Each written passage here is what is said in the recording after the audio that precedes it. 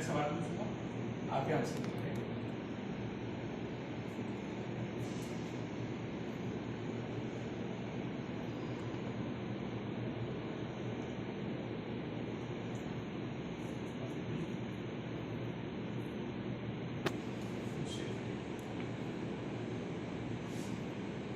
Y and what, ठीक है।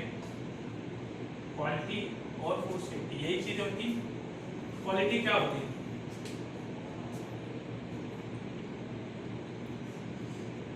दोस्तों, क्वालिटी का क्या मतलब है? गुणवत्ता। गुणवत्ता। गुणवत्ता का मतलब क्या है? अच्छी से ये टी शर्ट की क्वालिटी अच्छी है, इसका मतलब क्या है? ये अच्छे, इसमें जो भी बना हुआ है जो धागे से बना हुआ है वो अच्छे धागे से बना हुआ है। ये जो भी मटेरियल लगा है इसमें वो अच्छे से अच्छा मटेरियल है। अच्छे से अच्छे की डेफिनेशन क्या है? आपका अच्छा अलग हो सकता है, इनका अच्छा अलग हो सकता है, इनका अच्छा अलग हो सकता है, मेरा अच्छा अलग हो सकता है। अच्छा तो किसी का भी बराबर नहीं होता ना, ठीक? कैसे बोल सकते हैं अच्छी क्वालिटी की पोल क्वालिटी?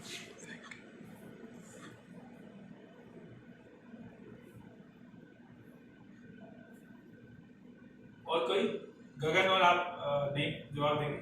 सुपरवाइजर में भी दे सकते हैं, बस गगन को आप क्वालिटी में ना, आपको छोड़।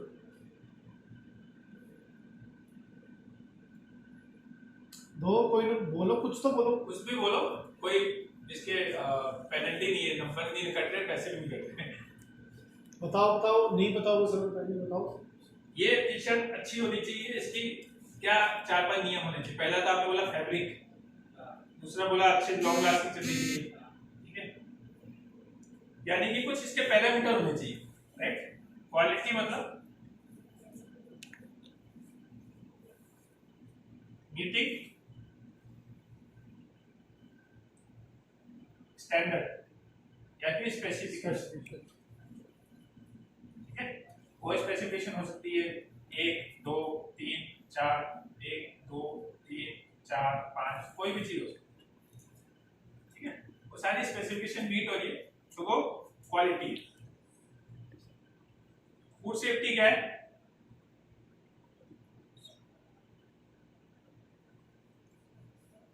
फूड सेफ्टी क्या है? फूड मतलब क्या है? खाद्य पदार्थ। सेफ्टी मतलब सुरक्षा। खाद्य पदार्थ सुरक्षित हो, उसको खा के कोई जो हमारा ग्राहक है वो बीमार ना पड़ता है, वो फूड सेफ्टी है। तो फूड सेफ्टी में क्या क्या चीजें आ सकती है? क्या क्या ऐसी चीजें जिससे आपका खाद्य पदार्थ असुरक्षित हो सकता है? सबसे पहले तो गंदगी है। तो गंदगी मतलब माइक्रोबायोलॉजी, माइक्रो यानी कि जीवाणु, उसमें हो सकता है बैक्टीरिया चला जाए, उसमें हो सकता है कीटाणु चले जाए, कीड़े चले जाए। तो ये बायोलॉजिकल हजार्ड अगर चला जाएगा तो माइक्रोबायोलॉजिकल हजार्ड है। तीसरा, उसमें कोई रसायन जा सकता है, कोई जहरीला पदार्थ जा सकता है, तो वो क्या हो जाएगा? केमिकल। केमिकल। केमिकल में ही एलर्जन भी आता है, क्योंकि है तो वो खाद्य पदार्थ ही, लेकिन उसमें जो प्रोटीन है वो कुछ कुछ लोगों को एलर्जी कर देता है, उससे उनकी मतलब स्किन लाल हो जाती है, तबीयत खराब हो जाती है, और कुछ लोगों की डेथ भी हो जाती है। जैसे जिनको ग्लूटेन इंटॉलरेंस है, ग्लूटेन एलर्जी है, वो ग्लूटेन खा लेंगे तो वैसे तो तबीयत खराब होगी, हॉस्पिटलाइज हो सकते हैं, या कुछ एक्सट्रीम कंडीशन में उनकी डेथ भी हो सकती है, तो वो भी केमिकल हजार्ड में आएगा, ठीक है। तो दो एलर्जन को एक साथ नहीं रखना है, दोनों एलर्जन को अलग अलग रखना है, और एलर्जन मिक्सअप नहीं करना है। एक टेबल पे क्लिनिक बिना किए एलर्जन चला दिया, दूसरा चला दिया, तो वो मिक्स हो जाएगा, ठीक है। ये उतना ही खतरनाक है जितना जहरीला पदार्थ जाने से नुकसान होगा, उतना ही खतरनाक एलर्जन। तीसरा है फिजिकल। फिजिकल में क्या हो सकता है? मेटल हो सकता है, वुड हो सकती है, स्टोन हो सकता है, ठीक है। हेयर भी हो सकते हैं। हेयर क्या होगा? फूड सेफ्टी नहीं रहेगा, फूड क्वालिटी हजार्ड बनेगा, क्योंकि इसको खा के कोई मरेगा नहीं, लेकिन क्वालिटी में स्पेसिफिकेशन में थोड़ी लिखा है कि 1 किलो गेहूं के साथ 1 हेयर आना चाहिए, नहीं लिखा है ना, इसलिए वो क्वालिटी हजार्ड बनेगा। और बाकी सारे वुड, स्टोन, मेटल, ये सब फूड सेफ्टी, ये सब फूड सेफ्टी हजार्ड, ठीक है। ये सब हजार्ड को आइडेंटिफाई करने की और उसको निकालने की जो विधि है उसको हैसअप कहते हैं। हैसअप का फुल फॉर्म क्या है?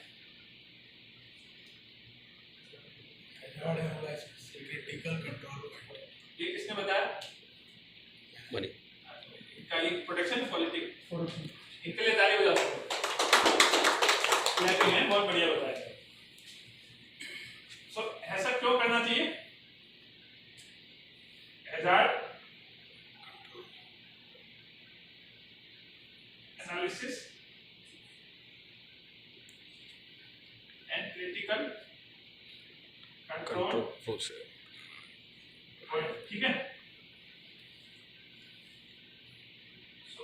हैजार्ड एनालिसिस में कौन सा हैजार्ड है? फिजिकल है, केमिकल है, माइक्रोबायोलॉजिकल है, ठीक है। उस हैजार्ड की अकरेंस कितनी है, सीवियरिटी कितनी है, उसकी प्रोबेबिलिटी कितनी है, उसके हिसाब से वो सिग्निफिकेंट है या फिर नॉन सिग्निफिकेंट है, ठीक है। उसके आधार पे फिर उसकी सीसीपी बनेगी, सीसीपी या ओपीआरपी बनेगी, और सीसीपी ओपीआरपी बन गई तो उसकी मॉनिटरिंग होगी,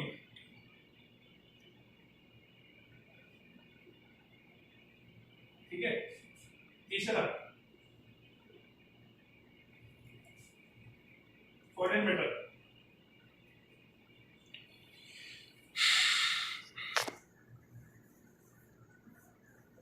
सबसे बड़ा इशू अपने पास फॉरेन मेटल का है। फॉरेन मेटल कौन सा हैजार्ड है? फिजिकल हैजार्ड, जो ऊपर बात करते थे। फॉरेन मेटल को निकालने के क्या क्या तरीके हैं? एक तो आपका सॉर्टिंग है, ठीक है। दूसरा इक्विपमेंट क्लीनिंग, इक्विपमेंट में जो आपका रिजेक्शन है, रिजेक्ट मॉनिटरिंग, रिजेक्शन मॉनिटरिंग है, इक्विपमेंट क्लीनिंग है, सॉर्टिंग है, ये सब चीजें फॉरेन मैटर के लिए जरूरी है। सॉर्टिंग करोगे तो आपका फॉरेन मैटर चला जाएगा। रिजेक्शन में अगर कोई ऐसा फॉरेन मैटर जो आप नहीं निकाल सकते तो उसमें आपको अलग से स्ट्रेटेजी लगानी पड़ेगी। मान लो रिजेक्शन चेक किया और रिजेक्शन में विविल आ गई, डेड विविल है, तो फिर आपको एस्टिमेशन से पास करना पड़ेगा मटेरियल। आपने केवल कलर सॉर्टर से पास किया, उसके रिजेक्शन को चेक करा, उसमें डेड विविल थी, कलर सॉर्टर 100% नहीं कर पाएगा, तो आपको एस्टिमेशन से पास करना पड़ेगा, बिल्कुल, तब जाके उसकी विविल निकली। उसमें मान लो थिन ग्लास पीस मिल गए, तो थिन ग्लास पीस के लिए आपको अपना डी स्टोनर 90% पे वैलिडेटेड है, 10 में से 9 निकालता है, 8 निकालता है, तो पहले डी स्टोनर से एक बार 2 बार पास करो, फिर मैनुअल क्लीन करो, फिर जाली से जो भी बारीक पीस रहेगा वो उसमें फिक्स करो, उसके बाद फिर फिनिश को चेक करो, तब आप वो प्रोडक्ट को ओके कर सकते हो, अदरवाइज नहीं कर पाएंगे। मेटल आ गया मान लो कोई, तो फिर आपको मैग्नेट और मेटल डिटेक्टर से पास करना पड़ेगा, इसीलिए आपको देखने की जरूरत है। फिर भी ऐसा कुछ मटेरियल मिलता है जो आप निकाल ही नहीं सकते, तो उसको आपको रिजेक्ट करके रिटर्न करना पड़ेगा, इसीलिए रिजेक्ट मॉनिटरिंग करनी चाहिए। इक्विपमेंट इसलिए देखना चाहिए कि इक्विपमेंट से ही मान लो जैसे वुडन का फ्रेम है, वो टूट के चला गया तो वुडन फ्रेम में इश्यू बन जाएगा, वुड तो कोई मशीन पकड़ती नहीं है, इसीलिए इक्विपमेंट देखना है। शॉर्टिंग इसलिए प्रॉपर करनी है, शॉर्टिंग नहीं करेंगे तो डायरेक्ट फॉरेन मेटल है। तो ये 3 मेजर चीजें हैं जिससे कि आपका फॉरेन मेटल आप कंट्रोल कर सकते हो। इसके अलावा आपका बैग प्रॉपर होना चाहिए, ठीक है। व्हीकल इंस्पेक्शन, व्हीकल ओके होना चाहिए, ठीक है, और मॉइस्चर वगैरह मटेरियल में ज्यादा नहीं होना चाहिए। इसके अलावा व्हीकल क्लीन होना चाहिए, व्हीकल में कार्बन वगैरह लगा नहीं तो रास्ते में क्या होगा, विविल इन्फेस्टेशन हो जाएगी या क्रॉस कंटेमिनेशन हो जाएगी, या बारिश में ऊपर से पानी आ गया तो आपका प्रोडक्ट पूरा स्पॉइल हो जाएगा, ठीक है। चौथी चीज जो सबसे क्रिटिकल है, ठीक है, वो है इंसिडेंट रिपोर्टिंग।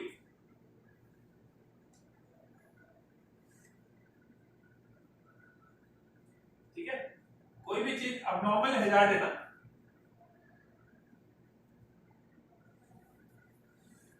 अबनॉर्मल रिस्क है या ऑब्जर्वेशन है ना, उसको हाईलाइट करना है।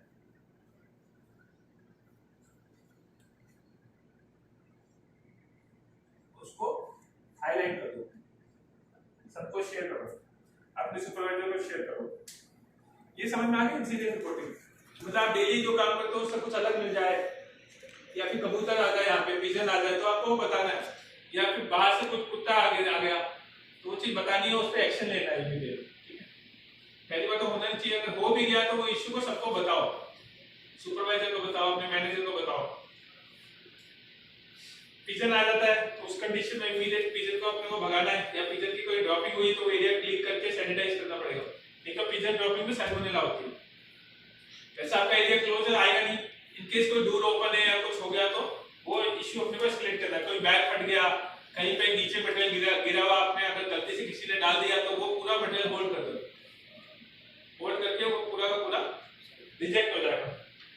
कहीं पे अलग नॉन अलग मिक्स हो गया तो सारा मटेरियल रिजेक्ट हो जाएगा।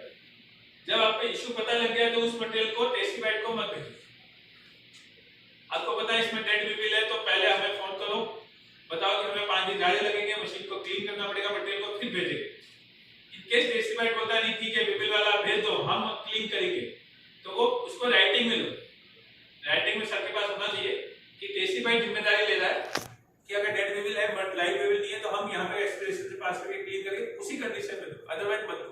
जैसे ओरिगेनो है, ओरिगेनो में आपके पास में क्वालिटी यानी स्पेसिफिकेशन जो थी वो मीट होने वाला ही मटेरियल जाना चाहिए, यानी कि जो टेस्टिफाइड की स्पेक के आधार पे भेजने के पहले आप चेक कर लो वो मीट हो रहा है नहीं हो रहा है तो रोक दो, हो रहा है तभी भेजो।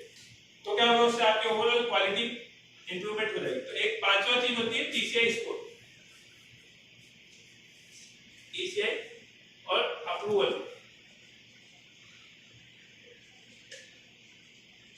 स्टेटस।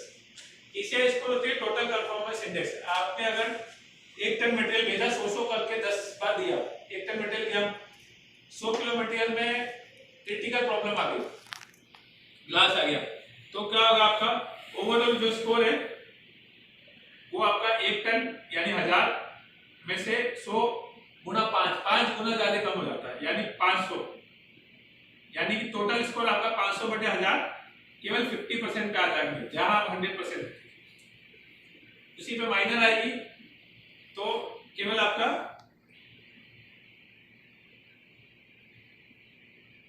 0.2 यानी कि 100 बटे 5 20 98% आएगा, ठीक है, 980 इम्पैक्ट होगा। और अगर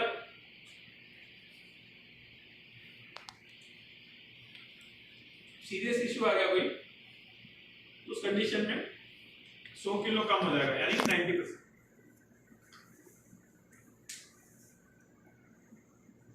ओवरऑल साल में 90% से ज्यादा स्कोर होना चाहिए और कोई भी क्रिटिकल एनसी नहीं होनी चाहिए, मेजर 4 या 4 से कम होनी चाहिए, तभी सप्लायर आपका ये जो लोकेशन है वो अप्रूवल में जा सकती है, अदरवाइज नहीं जा सकती। अभी आपकी 7 मेजर एनसी थी ऑन साइड, पिछली ऑन साइड हो रही थी, रिमोट वर्ल्ड में तो अभी 100% वेरिफिकेशन हुआ नहीं था।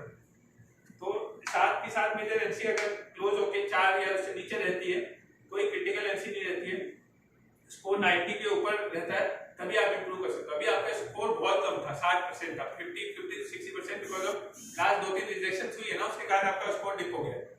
तो स्कोर अपडेट करना पड़ेगा अपने को, और कैसे अपडेट होगा क्या होगा वो चीज हमें नेक्स्ट कोई भी कंसाइनमेंट रिजेक्ट नहीं होनी चाहिए, तभी आपका स्कोर धीरे धीरे इंप्रूव।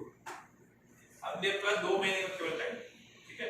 एनी प्रॉब्लम कोई भी इशू है आप कंसाइनमेंट रोक दो, दैट इज बेटर, नहीं भेजना बेटर है, या फिर पहले डेविएशन लोगे ना तो आपका स्कोर कम नहीं होने दूंगा, अदरवाइज स्कोर कम हो जाएगा। फिर आप यहाँ पे हो सकता है अगस्त के बाद में फिर या तो हमें ग्लोबल कंसेशन लेना पड़े, ग्लोबल कंसेशन मिल भी सकता है, नहीं भी मिल सकता, और नहीं मिलेगा तो फिर साइट बंद हो जाएगी जब तक ये अप्रूव नहीं, तो वो एक बहुत बड़ा रिस्क है, ठीक है। इसके लिए हर एक कंसाइनमेंट क्रिटिकल है, हर एक कंसाइनमेंट में हर एक इंसान का काम क्रिटिकल है। कार होती है, कार में हर चीज जरूरी है ना, ब्रेक जितना जरूरी है उतना ही पीछे का ग्लास भी जरूरी है, इंडिकेटर भी जरूरी है, पार्किंग लाइट भी जरूरी है।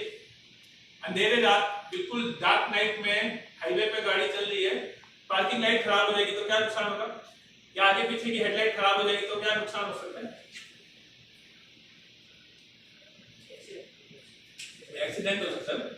इसलिए आप सब लोगों में से कोई भी एक व्यक्ति अगर अपना काम ठीक से ना करे तो एक्सीडेंट हो सकता है, यानी कि वो मटेरियल रिजेक्ट हो सकता है। अगर वो मटेरियल रिजेक्ट हो गया तो आपका ऑलरेडी स्कोर अभी 60 पे समथिंग है, स्कोर बढ़ेगा नहीं, 90 पे होना है, 30% बढ़ाना है। जैसे ज्यादा मटेरियल जाएगा 100% पास होगा तो वो स्कोर बढ़ता जाएगा, अदरवाइज स्कोर और घट जाएगा, आप अप्रूवल में जा ही नहीं पाओगे, ठीक है।